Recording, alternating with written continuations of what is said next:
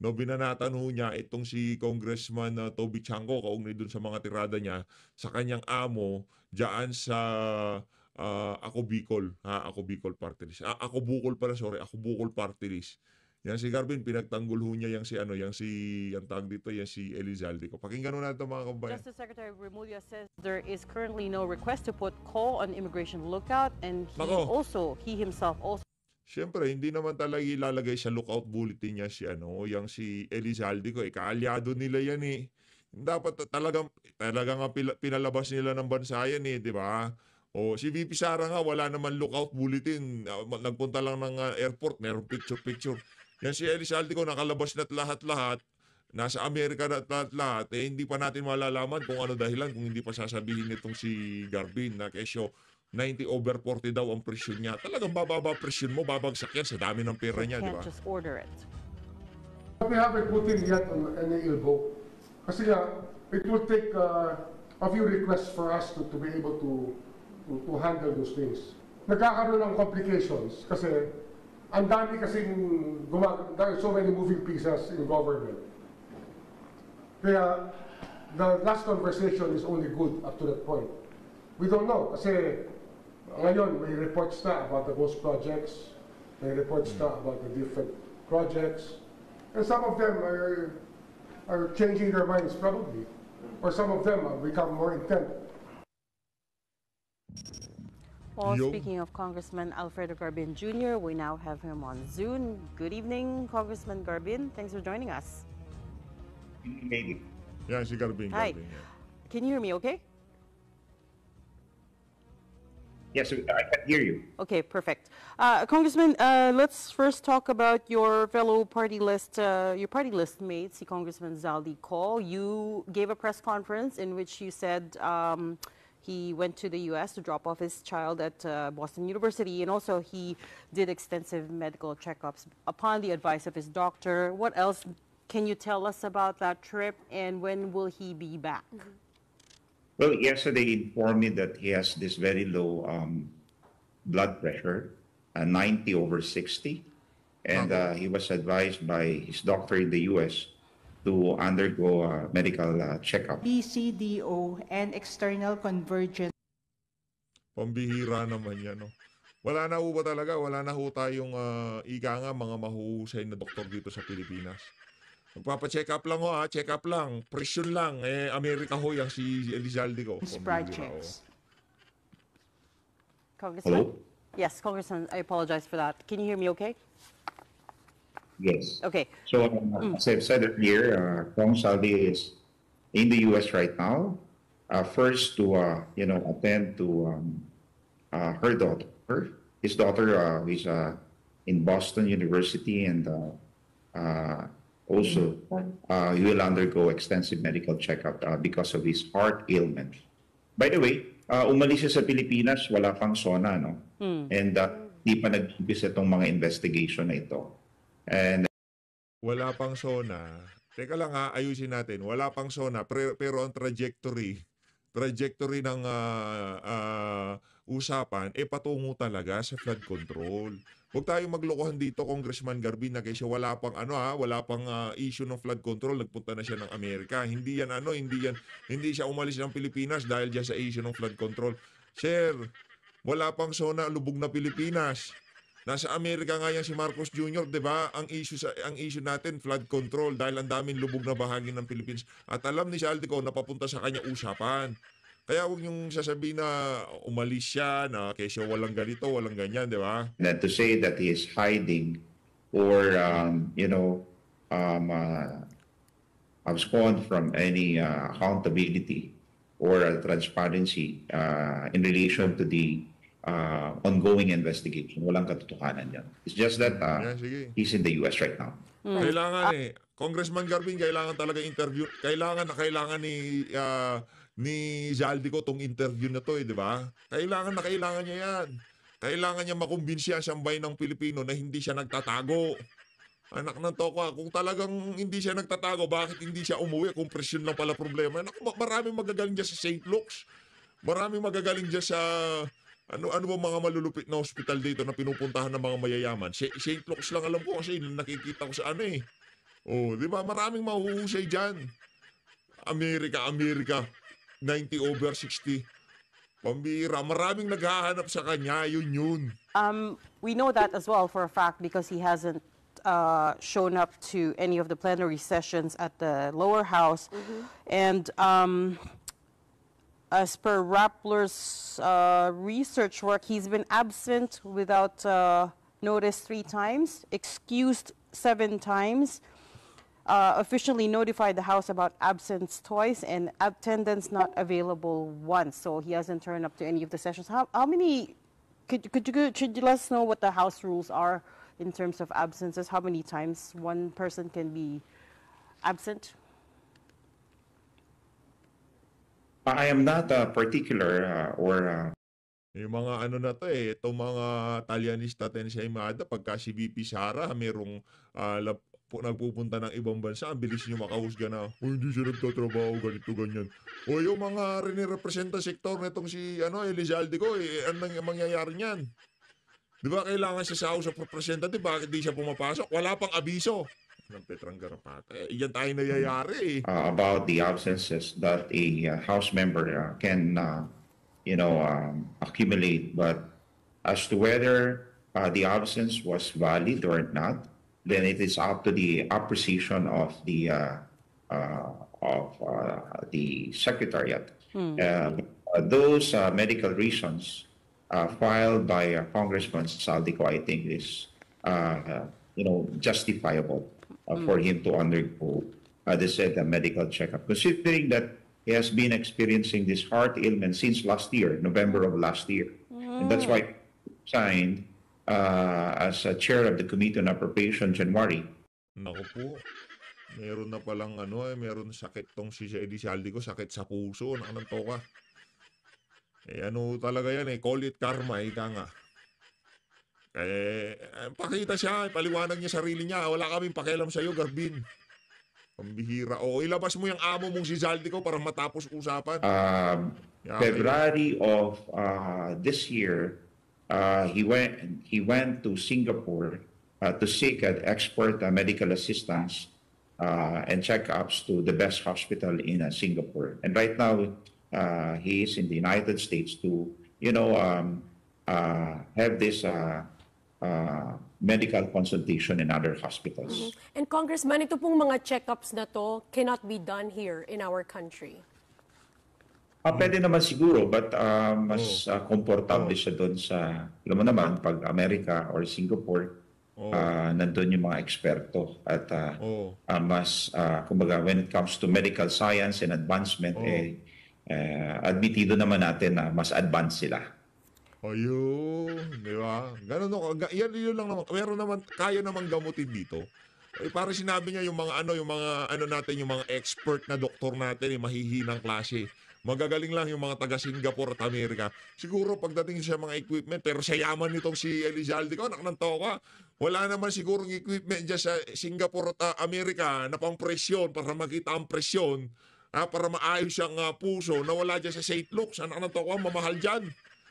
Yun lang alam ko, mahal na hospital pasensya na ho kayo kung meron kayong alam. Yung mga yung mga eksperto dyan, lagay nyo dyan sa comment section para sinasabi ni Garbin, ganun kahina yung mga Pilipino. And when will he be back? Do we know? That I still have to ask him. We don't have any definite date when he's going back. Tatanungin ko po. How often do you get to talk to Congressman Ko? Just before this interview, I talked to him and kinukumusta ko kung kumusta na siya. Okay lang siya, mayaman pa rin. Huwag kang mag-alala. Okay naman po siya. Okay lang pala, ba't yung umiiwas sa mga balita dahil mas lalo na naapektuhan yung kanyang pahinga at... Sinasabi ko, angas-angas ng amo mo nung panahon ng confidential fund ngayon. Pagka siya na tinira, magtatago. O parang inadmit mo na rin na nagtatago siya kung umiiwas siya sa news. Huwag kang mag-alala, Brad. Hindi matatapos tong issue na to. Kasi pagpalagay natin sa Disyembre, October, November, December, medyo huhupa dahil wala nang bagyo, wala nang gaanong baha. Huwag kang mag-alala. Next year, makikita-kita tayo ulit, ha? Huwag kang mag-alala. Ang gusto ko kasi nilang mangyari niyan, di ba, 2026 budget. O yan, aayusin na nila. hanggat maaari wala nang baha sa pagpasok ng 2026 o pagka-implementa ng bagong budget na yan. Ngayon, yung mga nagawang kalokohan mula 2025 hanggang 2023, ganun-ganun na lang, palalampasin na lang na sambayan ng Pilipino. Yun naman talagang endgame nyo dito. Yung tipong amnesia, amnesia strat, ika nga. Yung tipong para makalimutan na lang na sambayanan, patatagalin natin, hahayaan lang nating mamatay sa natural na kaparaanan nitong issue na to. Papayag ho ba kayo doon? Papayag ho ba kayo doon? From 2023 hanggang 2025, 1 trilyon ang ninakaw. O papagit natin, OPH, ba't mo naman sinasabing ninakaw? May baha eh. Kung hindi ninakaw yun, sana dapat walang baha. Pambihira kayo. Yung kanyang health. Minsan nga, inahayaan ko na lang na siya yung tumawag instead na ako yung tumawag. Kasi minsan, hindi naman sumasagot sa phone because he's trying to, avoid all those negative reports pertaining to his person. Well, the reason he's all over the news right now is because of all the things that are coming out about the flood control scandal, the mess, right, and all the budget insertions. So, and again, we keep coming back to the fact that he was appropriations chair in the 19th Congress, and he obviously would have presided over the small committee in the House, where allegedly a lot of these insertions and realignments happened. So if there was anyone, I don't think anyone's accusing him of wrongdoing yet, but if there's anyone who can answer all of these questions around the budget, it would be him, no? Correct. So how amenable do you think he'd be to answering, to clearing his name if need be? As we all know that the General Appropriation Act is not just a work of one person. It is an act of Congress which was signed into law. Meaning, General Appropriation Bill was approved in the House of Representatives, transmitted to the Senate, and then the Senate also conduct its own hearings, scrutinize the budget, insert their own initiatives in the budget, and the House and the Senate, convene together to harmonize the conflicting provisions of the General Appropriation Bill. And the committee report of the BICAM will be ratified by both houses of Congress. Ang gusto ko lang sabihin dito, hindi lang naman si Kong Saldi ang nakakaalam ng buong budget dahil ito ay trabaho ng lahat ng kapukunan ng Kongreso, the Senate and the House of Representatives. And that's why nagtataka ako kay Toby why he keeps on insisting that Kong Saldi should explain the same, especially on an insertion. Remember that when the budget was approved, Teka, siya ang Committee on Appropriation.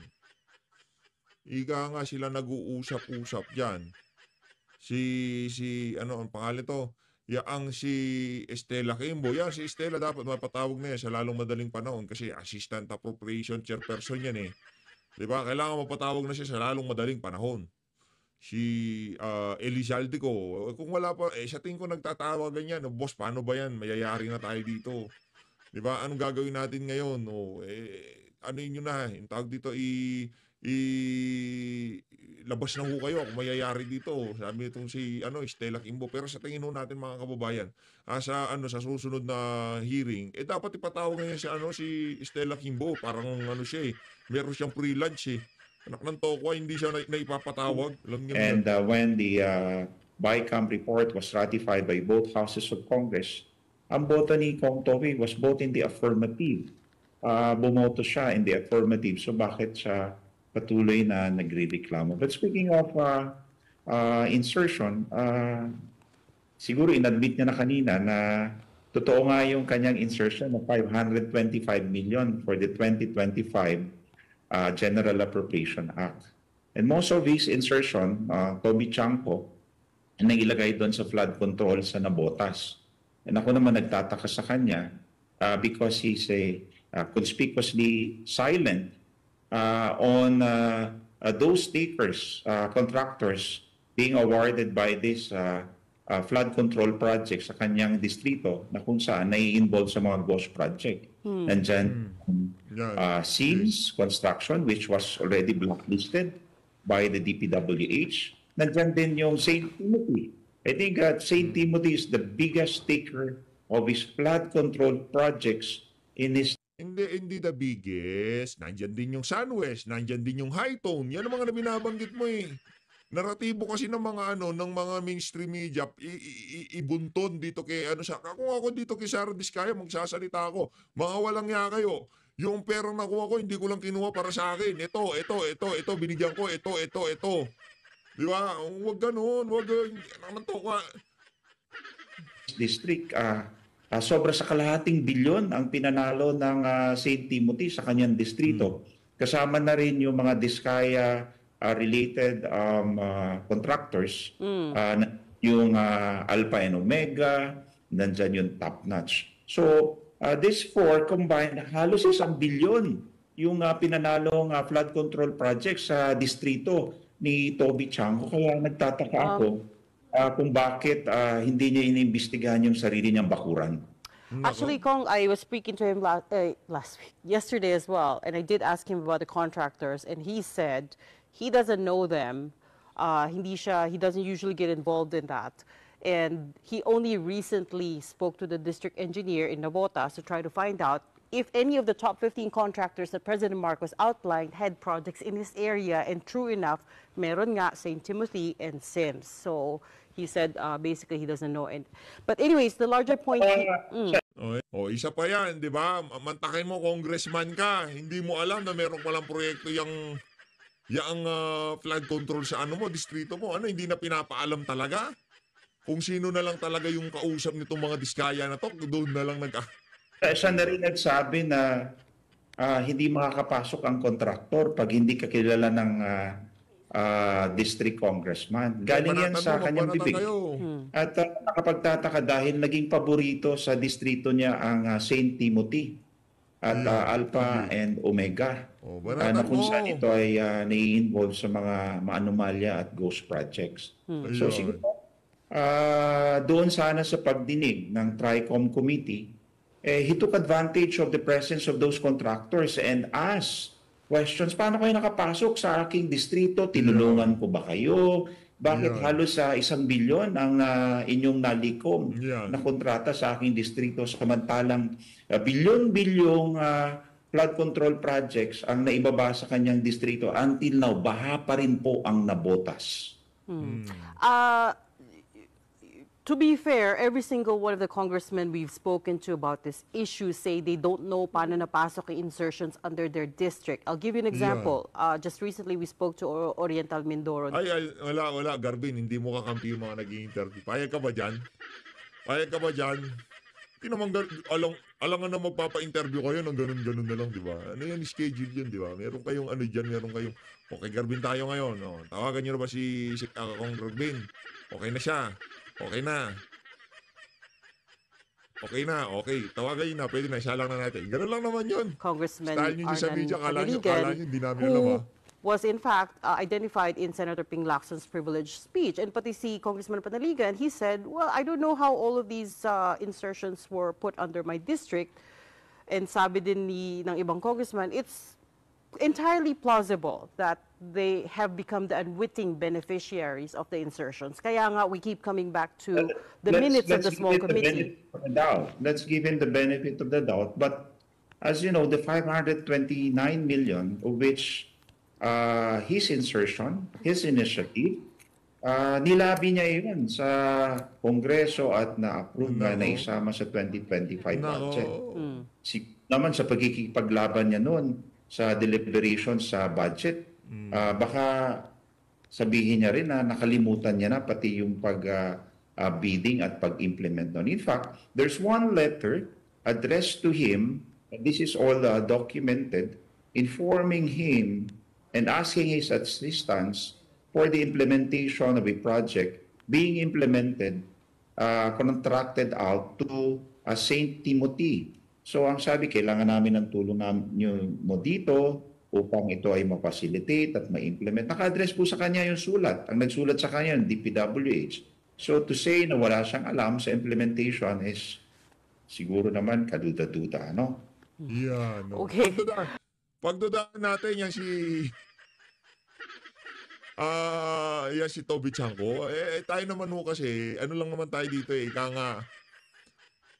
Banata mo si Toby Chanko, babanatan natin.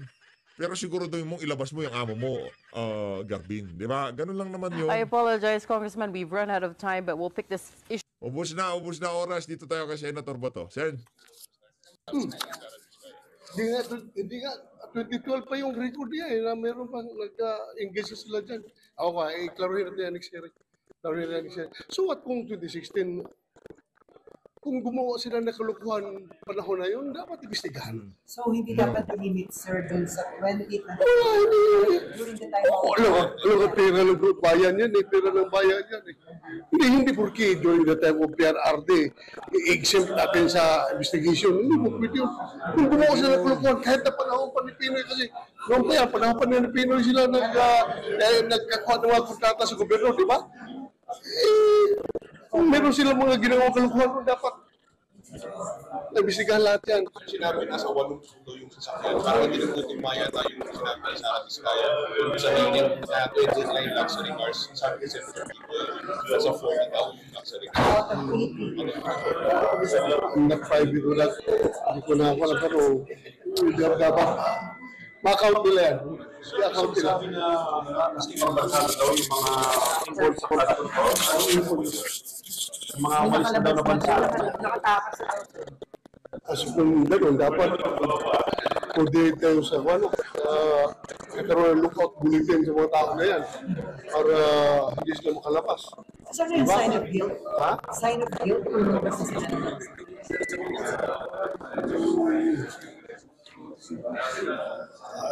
Mahirap maghusga. Mahirap maghusga. Meron lang dyan nararatel ba? Hindi alam kung ano gagawin. Walang magandang advice. Naiipit or ayaw tumuga. Kaysa ituga ko itong mga tao na ito, nalayas na lang ako. Sisibot na ako kaysa ma-implicate ko itong mga tao na ito. Delikado ko ang buhay ko. Pagka may mga ganun. Hindi, just pala yun, mga theory lang natin yan. Sir, si Mayor Vico Soto, gusto nyo rin ba siyang i-invite? Kasi parang marami na siya nalalaman sa mga Vizcaya.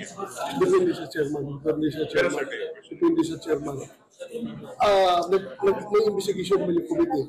Malalaman din yan. Kung gusto niya mag-provide ng info, hindi naman niya ipadala sa committee. O kaya through Senator Tito Soto, uncle niya, bigyan niya mga information doon. Para hindi ba siya pwedeng magtatanong dito sa committee, di ba?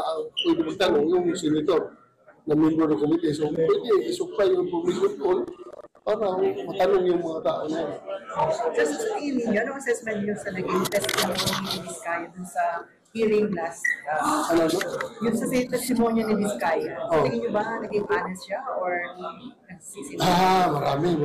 Marami siyang alanganin na sinasabi. Maraming alanganin na sinasabi. Maraming.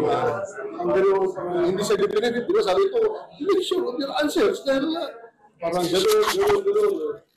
Sabi niya, 23 years daw siya na engaged sa construction industry. Tapos kung tingnan mo yung record niya, 2012 pa lang siya basta, within lately lang, mga 13 years lang, hindi gano'n 23 years. That has to be established next year. So possible nagsinungaling siya? Tingin niyo nagsinungaling po siya? kung may inconsistencies? Most likely, kung may consistency. Tingnan natin. So during the time of Duterte, kilala niyo na siya na kontratista o hindi niyo siya kilala si Vizcaya? Paano ko kilala? Pulis lang ako. Paano ko kilala yung mga tao na yun? Pulis lang ako eh. Ano bang pakialam ko dyan sa DPWH sa portion na yan. Dito lang ako sa peace and order. Public order and dangerous drug. Ano aking tutok. Hindi ko walang sino yun. Kasi diba yung construction company ni Senator Bongo, parang nagkaroon ng sa construction company ni CFTG. Kung ganun, nagsalita naman si Senator Bongo kahapon, di ba? Just in case kung involved yung construction ng company nung kanyang kanyang pamilya din as one you. Yung mga sabi si Turbong Bukakon, di ba? Huwag yun idamay rin yung tao kasi hindi ba siya involved doon sa negosyo. Kaya, as one you, sabi niya kahapon, di ba? Sa libas. Kahapon ba yun? The other day, sir. Yung ibang sangkot. Ayun na nga mga kababayan, alam ko na pasadahan na natin to. Lipat na ho tayo kay Attorney Salvador Panelo. Continuation ho ito nung kagabi. 2026, meron na naman. Sinasabing sino? Sila nag-prepare ng budget. Tapos hindi nila alam kung sino. Ano tingin mo, sir? Minamilit yata tayo mga Pilipino. Kaya sabi ko siya, puro balat kayo lahat yung mga yan eh. Pinaglululoko lang tayo eh. Kaya buwagin na. Kaya alam mo, matagal ko na talagang sinasabi, magdeklara tayo ng revolutionaryong gobyerno, buwagin na lahat yan. Correct. Buwagin na. Oo nga, sir, kasi Buwagin hindi pa na yung tayo mga tapos sa dapat 2025. Eto na naman, round 2 sa 2026, na para bang hindi sila natatakot sa kanilang mga pananagutan. Parang, kumbagang, na-normalize na yung issue ng corruption na hindi na po by the billions yung threshold, Attorney Sal. By the trillions of pesos na po yung threshold ng corruption. Tingin mo, sir. Yung iba, nagkukunwa-kunwari pa na hindi nila alam. Alam ba, tagal na yan eh. Alam nilang lahat yan. Opo. At halinawa, magkaroon sana ng resultang tunay. Dahil alam mo, Attorney Sal, nakita mo naman po ninyo yung nangyayari ngayon sa bansang Indonesia. Mainit na mainit po ang mga ganap doon at nag-aaklas ang mga taong bayan. Tinatawag na nga ng Attorney Sal, ng netizens ang nangyayari doon na Indonesian model na maaari kayang i-apply sa Pilipinas. Anong tingin mo, Attorney? Yung mga netizens na nagsasabi niya, kayo lumabas na kasi kayo. Nako. Puro lang kayo sa social media. Hindi na ba kayo lumalabas sa kalsada? Lumabas kayo sa mapayapang pagpapayag, paggrupo-grupo. Kaya, magkakaroon ng linaw yung mga hinaing ninyo. Nagkaroon ng leadership shake-up sa DPWH matapos ang mga alegasyon ng flood control projects. Anong tingin mo sa performance ng dalawang senador na yan, Attorney Sal? Tinutukoy-tukoy nila kung saan yung problema. Ewan ko ba? Ang hangalang ako dyan kay Senador Gonzales, matino yan. Pero yung isa, sinable. Tsaka, meron akong nabasa, Attorney Sal, sinabi doon sa isang sulat na ang issue daw ng korupsyon ay parang puno ng akasya. No? So, yung maliit pa, okay lang kasi maliit pa yung puno eh. But over the years and over the course of time, lumaki po ng lumaki at lumalalim ng lumalalim yung ugat. Meaning, lumalaki ng lumalaki yung ninanakaw from the thousands, hundred thousands, by the millions, by the billions, ngayon trillions na. At ang ginagawa lamang daw ng pamahalaan, Attorney Sal, dahil nga ang ilalim ng punong akasya ay puno ng mais. So natatakpan ng puno yung mga mais na nasa ilalim. Tinitrim lang daw natin yung mga sanga at mga dahon. Yun daw yung ginagawa ng gobyerno ngayon at dapat daw talaga na gawin ay putulin at hukayin yung mga ugat ng korupsyon sa pamahalaan. Anong tingin mo dyan, Attorney Sal, sa pagkahambing na yan? Basta ito masasabi ko dyan. 3 lang na entities ang sangkot sa korupsyon. Sino man gumagawa ng national budget? Di ba DBM? Siya lang ang gumagawa niyan. Walang iba. Pagkagaling sa DBM, saan pupunta? Sa Kamara de Representante, ayusin nila. Pinal sila di ba? Pag pinal na, saan pupunta? Sa Presidente. So 3 lang, DBM, Kamara, at saka ang Presidente. Kung itong 3 ito, magkukutsabaan, nandyan ang korupsyon. Pero kung ang isa sa kanila pumalag, publicly, hindi mangyayari yan. Pero wala eh. Complicit lahat sila, whether by negligence or by intention, silang lahat ay nagsasabwatan para magnakaw sa pera ng bayan. Yan ang katotohanan dyan. Walang iba. Sige nga, Puro pa sila tanong eh. Itong